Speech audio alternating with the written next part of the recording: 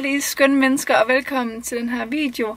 Jeg er netop kommet hjem fra træning, og det er i dag tirsdag den 2. april. Jeg har været i skole fra 9 til 16. Sådan en dag, hvor man bare sidder på sin flade i alle de timer, og jeg må indrømme, at jeg virkelig var træt. Så ja, det var vildt rart at være over at træne nu her, men grunden til, at jeg faktisk vælger lige at filme nu her, det er fordi, at jeg sådan har det lidt mærkeligt. Hvad skal man sige? Sådan psykisk. Altså, jeg har sådan en dag, hvor jeg ikke helt føler, at min form er, som den skal være, og sådan, at jeg bare føler, at det sådan ikke helt går, som det skal, og sådan nogle her lange dage på studiet, i forhold til det, jeg har med min mave, det er bare heller ikke særlig godt. Det lyder klamt, men det her med, at man ikke sådan kan komme ordentligt på toilet en hel dag, det er virkelig noget, som påvirker min mave. Og når min mave er træls, så jeg har mit hoved der også træls, så har jeg det bare generelt rigtig ikke særlig godt. Og jeg har spist, som jeg skulle i dag, og sådan ting, og stadigvæk så er min mave, bøvler min mave, og ja, det er sgu, altså, det er bare træls. Det er sådan en unødvendig ting, når man, det magter man bare ikke rigtig. Men jeg kommer afsted over at træne alligevel. Jeg træner skulder og jeg træner ryg og triceps. Og hvis I vil vide, hvad min split er, så styrketræner jeg 6 gange om ugen. Hvor at jeg mandag træner skulder biceps, og tirsdag ryg triceps, og onsdag baglår og baller. Torsdag så træner jeg skulder biceps igen. Og så har jeg hviledag fredag ofte, og så lørdag træner jeg ryg og triceps igen, og søndag træner jeg ben, hvor jeg laver en øvelse til forlår. Resten er også fokuseret på baglår og baller, da det der jeg har brug for mest muskelmasse. Men ja, det er mit træningssplit. Jeg skal nok skrive det nede i beskrivelsen til jer, som gerne vil have det. Men ja, i dag fik jeg trænet ryg og triceps, en rigtig god træning. Trods alt, og trods at centret var fyldt til randen med mennesker, altså som i virkelig. Og jeg ved ikke, der har fulgt mig i et stykke tid på Instagram og sådan ting, ved at jeg døjer med social angst i visse sammenhænge. Og sådan en dag som i dag, hvor jeg er sådan lidt i hovedet og ikke rigtig helt magtede så meget, så var det virkelig stramt for mig at komme derover med alle de mennesker. Det jeg plejer at gøre, det er at lave min cardio inden min styrketræning. Det kan jeg personligt godt lide, fordi jeg kom ind i et andet headspace. Det gjorde jeg først for at komme ind i et godt mindset. Og så gik jeg ud og tissede på toilettet, og så kiggede jeg bare mig selv i spejlet og sagde, Anne-Sophie, det er bare mennesker. You can do it. Fordi jeg føler i sådan nogle situationer, at folk kigger ekstra meget på mig, og sådan, jeg får det bare rigtig mærkeligt ubehageligt faktisk ved at være i fitnesscenteret. Selvom man måske skulle tro det. Nu er jeg trænet så mange år. Men jeg kan stadig også godt få det træls i centret, og det havde jeg lidt i dag i starten. Men det blev bedre. Jeg tog noget højt musik i ørerne. Og til jer, der gerne vil vide det, så kan jeg rigtig godt lide Mette Mercedes Spotify-playliste. Den lytter jeg næsten altid til, når jeg træner, faktisk. Men som sagt, så har jeg det bare lidt mærkeligt i dag. Og alle dage kan ikke være lige gode. I morgen har vi en lige så lang dag på studiet, fra 9 til 16. Og så, begyndte vi faktisk vores eksamen på torsdag. Som jo så også er ret intensiv i hele april måned, skriver vi eksamensopgave. Og jeg som ikke ved det, så læser jeg kommunikation på Danmarks Medie- og Journalisthøjskole. Og den her eksamensopgave, vi skal skrive, det er i vores fag kampagneplanlægning og evaluering. Så det er sådan en kampagne, vi skal lave en strategi omkring. Så det er meget spændende, men det bliver også hårdt med det her oveni. Men jeg glæder mig faktisk til det, da det er noget, der interesserer mig rigtig meget. Nu vil jeg gå hjem, eller jeg er faktisk parkeret ude på vores parkeringsplads foran vores lejlighed, da jeg igen ikke kunne have alle de der mennesker. Så jeg vil ind til Jakob, og så have noget mad, og bare slappe af. Jeg værdsætter virkelig at lige sætte sådan en time eller 2 til mig og Jakob, hvor vi bare lige kan se serie og slappe af og sådan noget om aftenen. Og den her vlog, tænker jeg, bliver sådan lidt nogle tidspunkter her i løbet af ugen, hvor jeg lige filmer lidt, når jeg lige har tid og overskud. Det som jeg nok kan fornemme, så er lidt en presset uge det her, og det kommer det også til at være fremadrettet. Så jeg filmer, når jeg kan og sådan ting, og det håber jeg er okay med jer. Og jeg synes lige, jeg havde brug for at filme i dag, da det er sådan lidt af en øvedag. Men jeg kom afsted til træning, og fik det klaret. Og så håber jeg, at I måske kunne bruge mit råd til, hvis I nu føler jer sådan lidt overvældet og sådan lidt, at I synes, det er ubehageligt at være i fitnesscenter, når der er mange mennesker. Tag noget højt musik i ørerne. Fortæl jer selv, at det nok skal gå. Og husk nu, at de er der for at træne, de er der ikke for at kigge på dig. Og de kigger ikke på dig. Og hvis du er i tvivl om nogle øvelser eller et eller andet, brug YouTube, brug Instagram, et eller andet, og så gå ind og så se, hvordan folk laver øvelsen.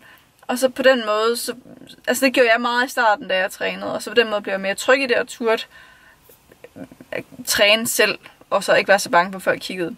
Så det håber jeg kan bruge til noget. Ja, vi ses igen, når vi ses. Okay venner, jeg har lige været i bad. Det er stadig tirsdag den 2. april, og jeg tænkte bare lige, at jeg vil vise, hvad jeg spiser nu her efter træning. Og i forhold til det her med, der er mange, der har den her holdning, at man skal have protein lige efter man har trænet. Men studier har vist, at så længe man får, at der ikke er mere end 3-5 timer cirka imellem det protein, man får inden træning, og det protein, man får efter træning, så er det fint. Hvis I gerne vil vide mere om det i forhold til protein og kulhydrat og fedt omkring træning, så vil jeg virkelig anbefale jer at se en video af Stephanie Buttermore, som jeg kan linke ned i beskrivelsen. Det beskriver virkelig godt, hvad videnskaben siger omkring det her med protein, carbs og fedt omkring træning. Men jeg vil lige vise jer, hvad jeg får. Æggehvide pandekage, lavet for æggehvider, og så er der kyllingepålæg indeni, tørret med kalkunbacon. Og så er der hjemmesyltet rødløg, som jeg også har vist i den sidste video, hvordan jeg lavede. En halv avocado og sukkerfri ketchup fra Lidl. Og ved siden af en riskiks, bare også med avocado og kalkunbacon og kylling og avocado. Og lidt agurk, bare lige sådan for at snakke lidt. Så det er det, jeg får nu. Og så senere i aften, der får jeg lidt dessert i form af proteinfluff, som jeg har vist herinde. Og endnu en ting, der er mange, der spørger, om mig og Jacob aldrig spiser det samme mad. Og til det spørgsmål, så kan jeg lige vise jer, hvad Jacob han får til aftensmad. Hvad siger I så? Er det godt, skat? Sindssygt. Hvad er der i? Leverpostej. Har I nogensinde fået leverpostej i toast? Det må jeg gerne skrive hernede, fordi det fik jeg altid, da jeg var lille, kan jeg huske, på fritidshjemmet. Og det smager så bedre, end det lyder. Det lyder lidt klamt, men det smager virkelig godt. Og det dufter virkelig godt. Men ja, som sagt, mig og Jacob, har spist hver vores mad, siden vi mødtes faktisk, fordi vi har haft hver vores mål med kost og træning, siden vi mødtes. Og Jacob lige nu arbejder rigtig meget og træner lidt mindre, end han plejer. Så derfor så har hans mål jo også ændret sig i forhold til hans kost og sådan nogle ting. Det var egentlig bare lige for at vise jer, hvad vi fik nu. Og så vil jeg først have proteinfluff senere. Og så til natmad, eller man skal kalde det, så får jeg også grød, som jeg også har vist i en af mine tidligere videoer. Så vi ses nok i løbet af en af de her dage i ugen. Hey peeps. Det er næste dag. Det er onsdag den 3. Og jeg er meget, meget tæt på at skulle ud af døren. Men jeg synes lige hurtigt, at jeg vil snakke lidt om min morgenrutine. Jeg skal nok lave en video måske senere hen, som beskriver lidt mere. Men Jacob han skal op ved 6-tiden, fordi han skal på arbejde. Han smutter klokken 7. Men jeg vælger faktisk altid at stå op sammen med ham, og spise morgenmad sammen med ham, da jeg elsker og værdsætter det her med at have langsomme og rolige morgener, hvor jeg har tid til mig selv, og tid til at nyde Jacobs selskab, og bare starte dagen ud på en rolig måde, hvor jeg også har tid til at ordne nogle små ting herhjemme, og rydde lidt op, og så man også kommer hjem til et sted, som er lidt pænt. Altså lige nu er der faktisk ikke sat ryddet op. Men normalt så elsker jeg det med at kunne komme hjem til et pænt og rent hjem, og ja, bare det her med at starte dagen roligt ud, i stedet for at skulle løbe ud af døren og proppe sin mad i munden og sådan noget. Det kan jeg virkelig godt lide. Vi spiser morgenmad, som sagt, ved 7-tiden. Var vi færdige, dengang jeg skulle til afsted. Og nu er klokken ved at være 8:30, og jeg skal cykle i skole i dag. Og når jeg er fri klokken 4, så kommer jeg hjem igen.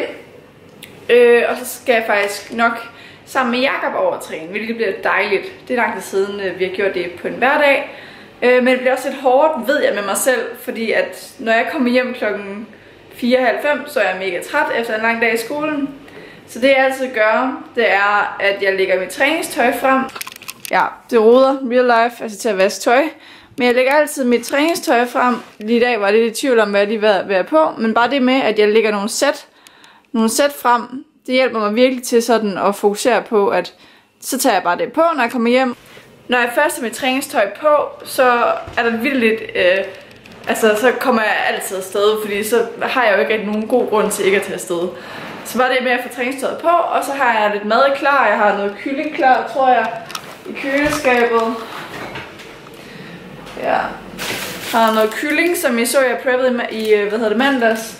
Som jeg nok bare spiser med noget grøntsager og noget, som jeg måske viser jer. Det ved jeg ikke lige, om jeg gør. Kommer an på, hvor travlt jeg lige har.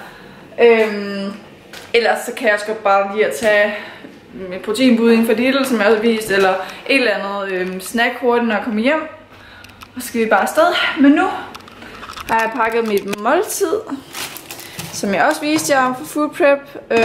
Og nogle grøntsager til at snakke på. Og så tager jeg også altid en stor dunk vand med, så jeg ligesom får nok at drikke i løbet af dagen.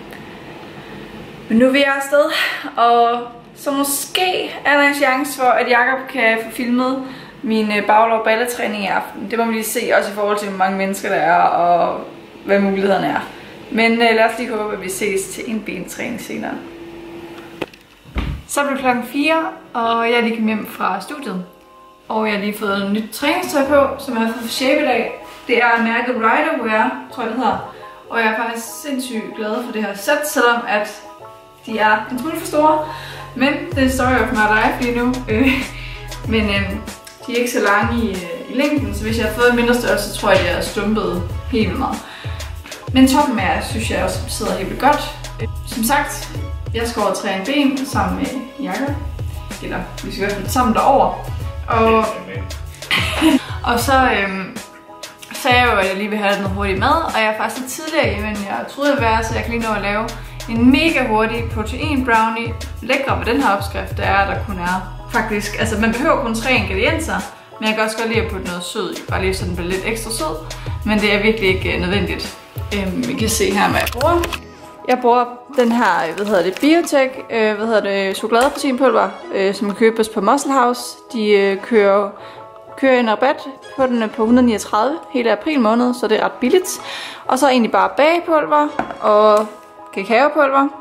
Og så er det med, at så kan vælge, om man vil have noget sød i. Jeg plejer at lige putte et par dråber sød i. Og så topper jeg også lidt nogle gange med Supreme Gold, da det bare giver en lækker smag og sådan brun farin-ish.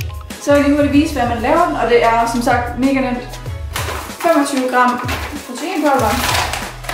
Og man kan bruge, altså hvad for en protein, eller ligegyldigt hvilken proteinpulver man har lyst til at bruge. Men jeg synes, den her smager virkelig godt i. Den har med sådan en rigtig kakao-smag. Og så kakaopulver. Her skal vi bare bruge 5 gram. Og bagepulver. Det er sådan 3-4 gram, plejer jeg at bruge.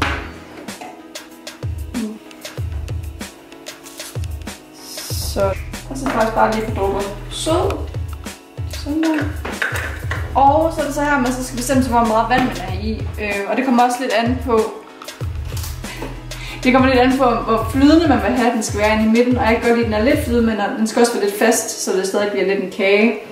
Så jeg plejer cirka at hælde 50 til 60 ml gram vand i. Prøv det her lige her. Så kan I se, så rører vi det godt rundt.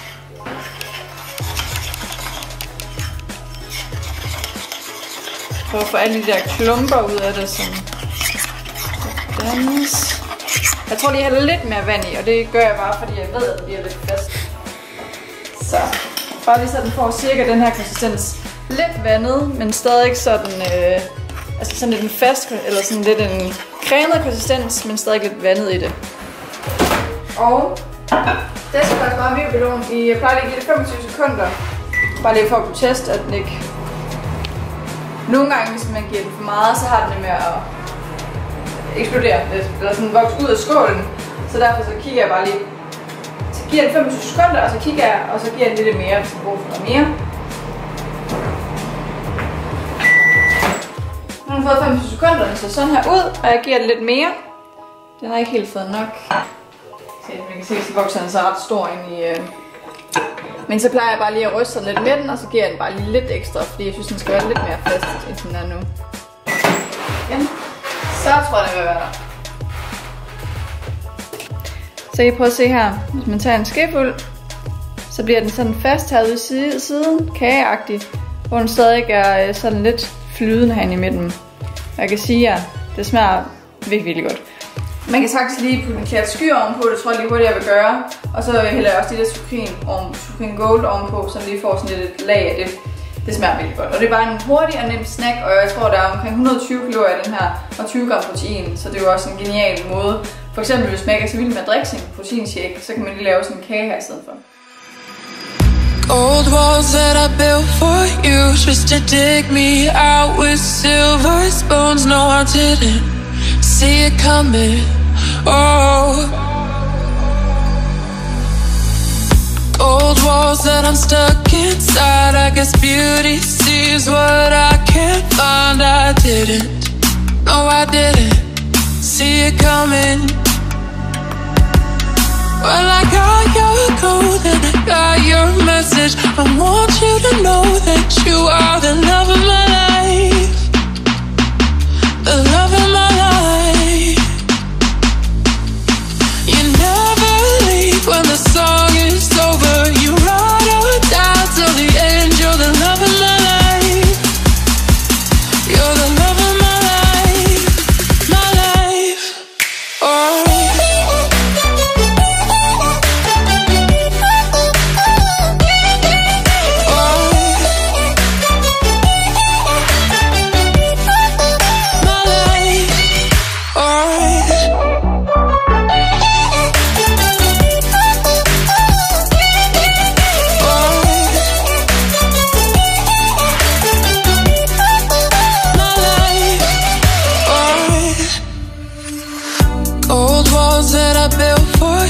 Just to dig me out with silver spoons. No, I didn't see it coming. Oh, old walls that I'm stuck inside. I guess beauty sees what I can't find. I didn't, no, I didn't see it coming. Well, I got your code and I got your message. I want you to know that you are the love of my life, the love of my life. You never leave when the song is over. You ride or die till the end. You're the love of my life. You're the love of my life, my life. Oh.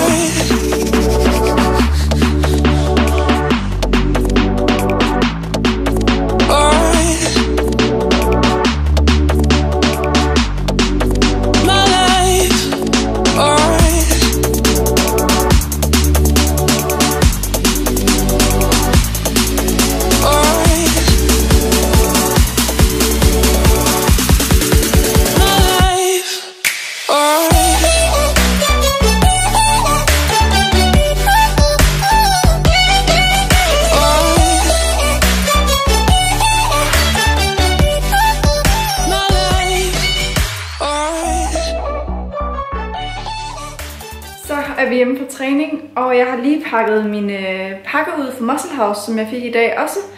Jeg har faktisk både fået pakker fra Shape It og fra Muscle House i dag, så det er jeg bare taknemmelig for. Jeg vil lige vise jer, hvad jeg har fået.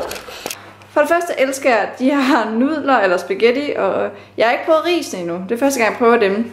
Men dem, der er lavet på cognac-rod, tror jeg det hedder, de er næsten, jeg tror det er 20 kalorier for 200 gram. Altså, det er sådan nogle, det smager ikke af særlig meget, hvis ikke man putter en masse sovs og smag i. Men de er bare sindssygt gode sådan til at fylde, altså til at lave nogle mættende retter, uden der er så mange kalorier i. Så de er guld værd her på diæt. Det andet jeg har købt, det er bare proteinpulver, vanilla milkshake fra, fra Body Lab af, som er sindssygt godt i fluff. Og så vil jeg lige prøve den her, proteinpulver SciTech Nutrition med orange chocolate. Det lyder ret lækkert, synes jeg. Så den vil jeg lige prøve af. Og så har jeg fået noget CMA her, som jeg godt kan lide at tage 2 tabletter af om aftenen, inden jeg sover. Og Quest Bar, som jeg har snakket om i den tidligere vlog, og det fede ved Muscle House, det er, at man kan blande en kasse, hvor man ligesom får, hvor man selv kan få lov til at bestemme, hvilke varianter man gerne vil have. Og jeg kan helt godt lide de her s'mores, så dem har jeg fået mange af. Så har jeg fået et par af de her cookies and cream, og oatmeal chocolate chip også. Så ja, dem synes jeg smager virkelig godt. Og Slender Chef dressinger. Jeg siger jer venner, de er guld værd også. Og der er nærmest ingen kalorier i. Og hele april måned er der tilbud for 3 til 79 kun. Så det er sindssygt billigt. Og min yndlings, jeg har ikke prøvet den her endnu. Den glæder mig meget til, barbecue ketchup. Men min yndlings er helt klart barbecue og Indian curry. De to er virkelig gode, og dem bruger jeg nærmest dagligt. Så ja, det er egentlig bare det, jeg har fået fra Muscle House. Og så er de virkelig søde at sende nogle gratis små smagsprøver med. Jeg fik også den her med. Og den er nemlig også ny, den her NoCo. Den har jeg også smagt. Den smager virkelig lækkert af sommer. Og normalt er jeg faktisk ikke særlig vild med NoCo. Men dem her, dem synes jeg virkelig er nogle af de bedste, jeg har smagt. Fordi der er rimelig meget jordbærsmag i dem. Så den var virkelig lækker. Så ja, det var så lige den forsendelse, jeg har fået fra Muscle House den her gang. Og ja, som sagt, eller som nogle af jer nok godt ved, så var jeg hos Body Lab før. Og så er jeg så skiftet til Muscle House. Og det er ikke fordi, jeg ikke kan lide Body Lab. I kan faktisk se en video, jeg lavede til min Instagram, som stadig ligger oppe i det der hedder IGTV, tror jeg. Som jeg altid går ind og se, som beskriver, hvorfor jeg har valgt at skifte samarbejdspartner. Så ja, det var sådan lige det for i dag. Og jeg ved ikke, hvornår jeg filmer igen. Men nu vil vi... klokken er ved at være 7, så vi skal have noget aftensmad ligesom i går. Og så skal jeg i bad, og han skal også i bad. Og ja, så skal vi bare slappe lidt af, inden jeg får udleveret vores eksamensopgave i morgen. Så tingene bliver sådan lige lidt intensive fra i morgen af. Vi ses nok i løbet af ugen eller i weekenden. Hej hej.